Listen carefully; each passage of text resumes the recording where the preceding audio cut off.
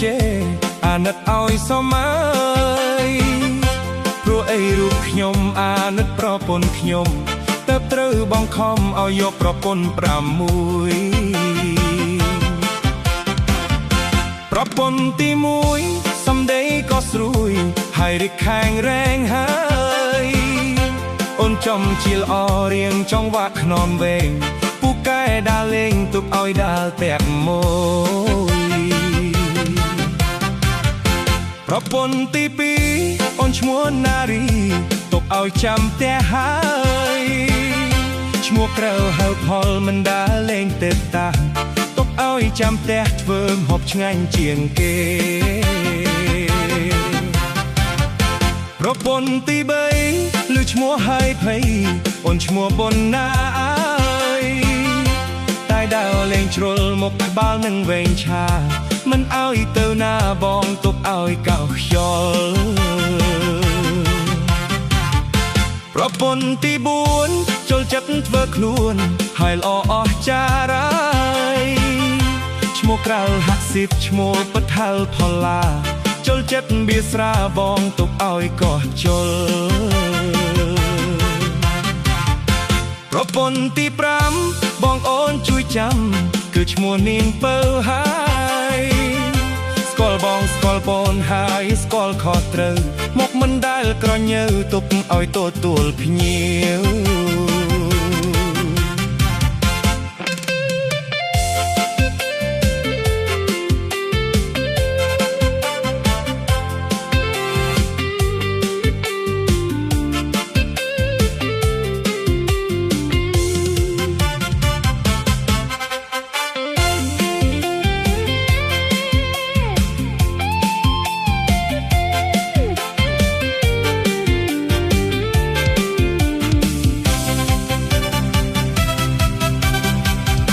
នៅសល់មួយទៀតខ្ញុំសូមប្រាប់ញាតិឲ្យដឹងទាំងអស់អើយអូនឈ្មោះនាងខុនហើយស្រអែមខោស្រងអូនច្រៀងពីរសទុកក្រនបំពេទេបើច្រើននំលឹងអូននៅកំខឹងចែកវែនគ្នាទៅហើយកែធ្វើឲ្យបងខឹងបែកទ្រង់ស្លាប់ទៅលើចែកគ្នាញ៉ាំទៅហើយរស់ស្រួលទាំងអស់គ្នា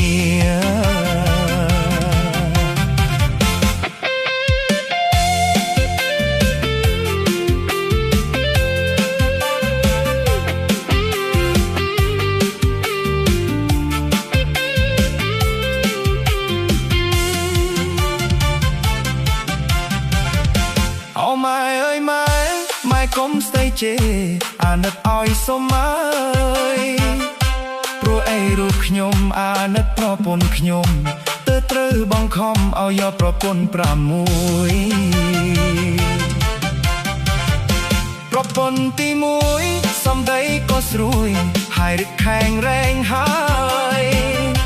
អូនចំជាល្អរៀងចង់វាក់ខ្នងវែងពូកែដើរលេងទុកឲ្យដើរតាក់មួយប្រពន្ធទី2អូនឈ្មោះណារីទុកឲ្យចាំផ្ទះហើយឈ្មោះក្រៅហៅផលមិនដើរលេងទេតា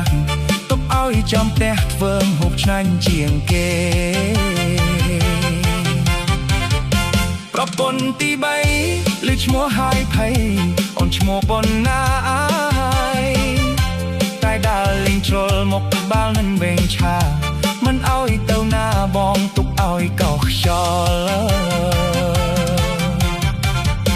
ប្រពន្ធទី4ចូលចិត្តធ្វើខ្លួនហើយល្អអស្ចារ្